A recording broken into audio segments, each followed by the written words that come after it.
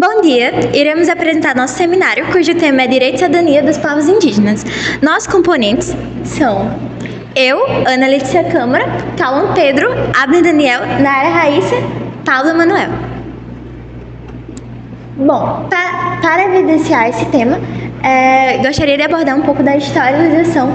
Não vou ser muito precisa, pois os grupos anteriores que ficaram com esse tema, garanto que eles foram bem detalhistas nisso e eu não vou decorrer muito sobre isso. Mas a primeira lei contra o cativeiro indígena, que foi criada em 1570, é deveras importante.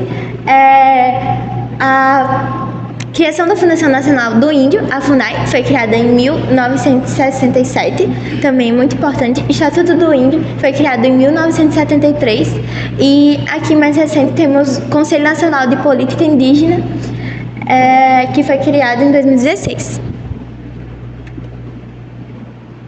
Bom, direitos humanos. O artigo 5 da Constituição Federal, os principais, deixa que todos somos iguais perante a lei, sem nenhuma distinção entre pessoas. Constitui, portanto, garantias individuais previstas para todo brasileiro.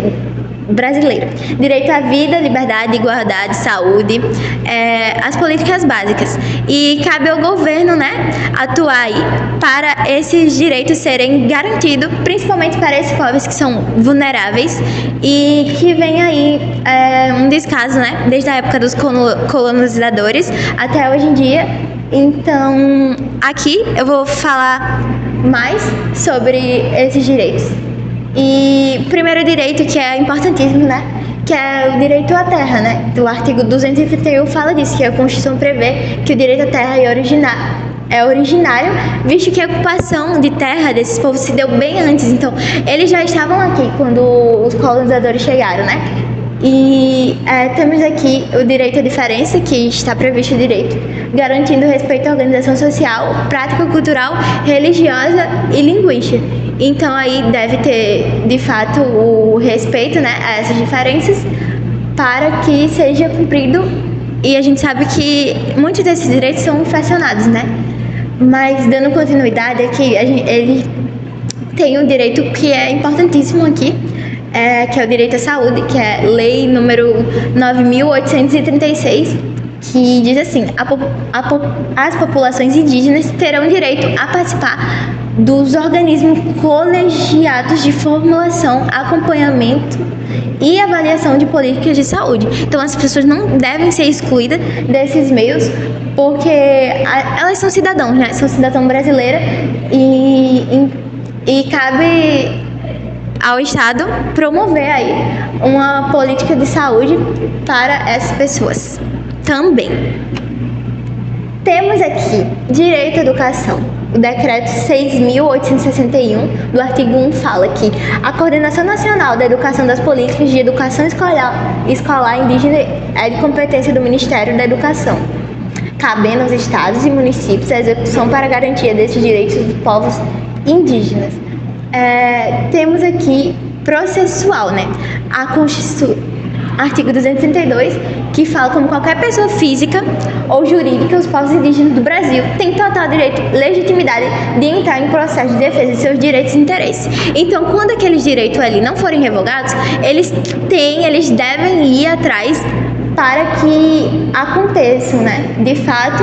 E a gente tem o direito à proteção, artigo 231, que diz o seguinte: reconhece a organização social, costumes, línguas, crenças e tradições, reconhecendo a existência de minorias nacionais, institutos, meios de proteção de sua singularidade étnica. Então, aqui a gente deve garantir uma proteção para esses povos, para que eles se sintam aí livres para viver da forma com qual eles acharem que devem, da forma com qual eles acharem que merecem. E a gente sabe que não é bem assim na prática, mas até hoje a gente luta para que isso aconteça e temos que seguir lutando, Porque a história dos povos originários até hoje é sobre resistência. Então, aí, mesmo que demore anos, a gente vai continuar seguindo e cobrando isso, né, para quem está aí no poder público, estadual. E é isso. Quando se aborda o tema de direitos dos povos indígenas, é imprescindível falar da FUNAI. A FUNAI, ou Fundação Nacional do Indígena, é o órgão que foi criado em 1967 com o intuito de promover e proteger o direito desses povos. Cabe à FUNAI, por exemplo, demarcar terras para que esses povos tenham acesso a elas e para que eles possam viver no seu modo tradicional de vida. A FUNAI também luta contra as explorações desses povos e dessas terras, seja contra grandes empresas ou de outros grupos incluídos na sociedade. Cabe à FUNAI também desenvolver projetos de saúde, educação, segurança e desenvolvimento para que assim esses povos tenham melhor qualidade de vida. Agora eu vou falar sobre as conquistas dadas pela FUNAI. Só no ano de 2023 já foram demarcados 8 territórios, que é um grande avanço comparado aos anos anteriores, que em 10 anos apenas 11 territórios foram demarcados. Isso demonstra a falta de interesse dos políticos, né, do governo, que não tem tanto interesse em ajudar, em fortalecer o povo indígena, que é muito deixado de lado, e esse tipo de coisa. E em 2023 percebe-se que a política do Brasil, ela tem que estar sempre enfiada ali na FUNAI, tem que estar sempre por dentro para que isso tenha como um alvo principal, né? O político faz toda a diferença nesse caso, que, em 2023 foi um avanço enorme comparado aos anos anteriores. Agora eu vou falar sobre as áreas de sucesso da FUNAI em 2023, que foi o caso do Ceará, que tinha 4 povos indígenas naquela terra e que eles não tinham sua terra demarcada. Eram 9.530 hectares de terra e os 4 povos viviam lá com harmonia, mas infelizmente aquela terra não era demarcada. Então muitas pessoas entravam lá e faziam o que queriam com a terra. Então a FUNAI entrou com ações, com projetos e lá estão cada dia mais tendo avanços. A terra não foi totalmente demarcada ainda, mas está quase 100% já aprovado o projeto, e esse povo, eles tinham muitos planos ainda de querem ter essa terra demarcada, tanto que um dos avós pajés lá da aldeia falaram que queriam muito ver essa terra demarcada e que se ele não pudesse ver, que seus netos e seus filhos pudessem ter a terra demarcada e sua terra estivesse em seus nomes. Agora eu vou falar sobre outra vez que a FUNAI ajudou os indígenas de forma muito grande, que foi a vez do projeto Etnodesenvolvimento. Isso aconteceu em 2021, eles introduziram um projeto chamado Etnodesenvolvimento, que é basicamente os indígenas fornecerem suas terras para que eles pudessem plantar coisas para que eles conseguissem lucro com isso.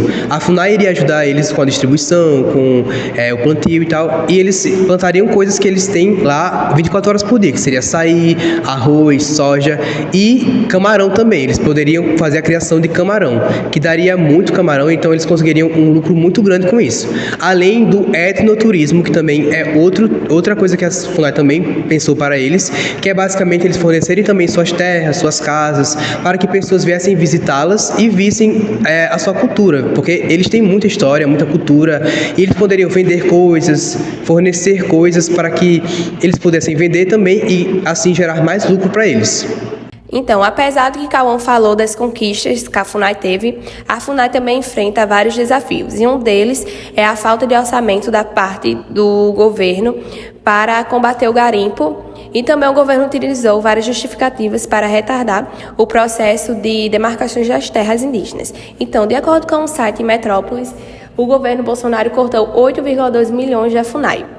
E isso prejudica diretamente, pois esse valor é utilizado para a compra de equipamentos, contratação de funcionários e despesas de deslocamentos entre um local e outro.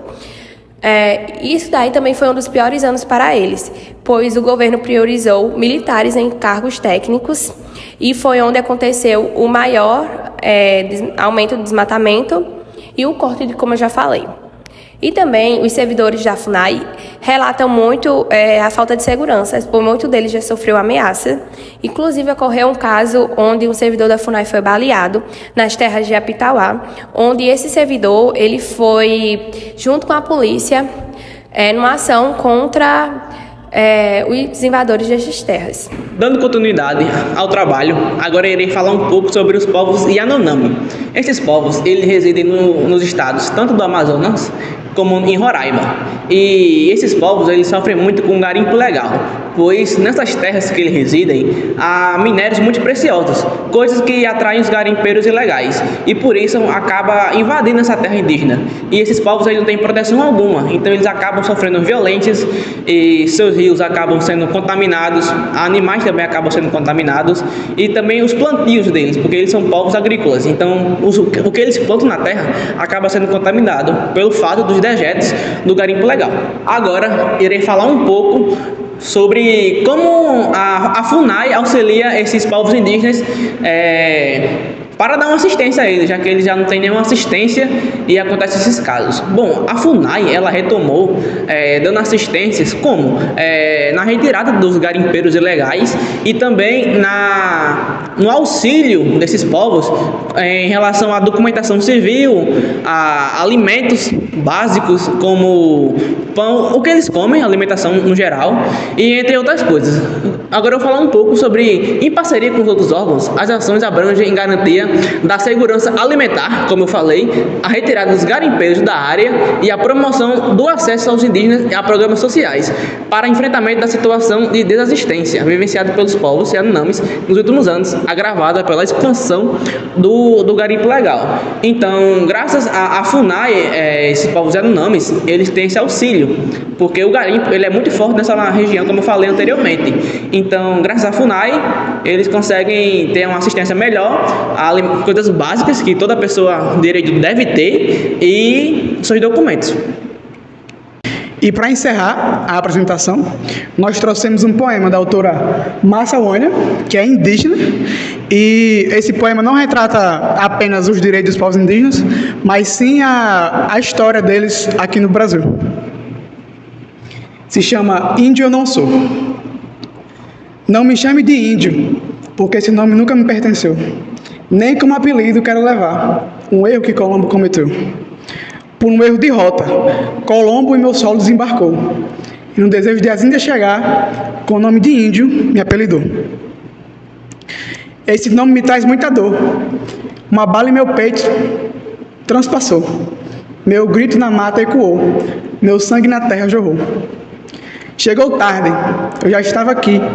Caravela apontou bem ali, eu vi homem branco subir. Na minha uca me escondi. Ele veio sem permissão, com a cruz e a espada na mão. Nos seus olhos uma missão, dizimar para a civilização. Índio eu não sou.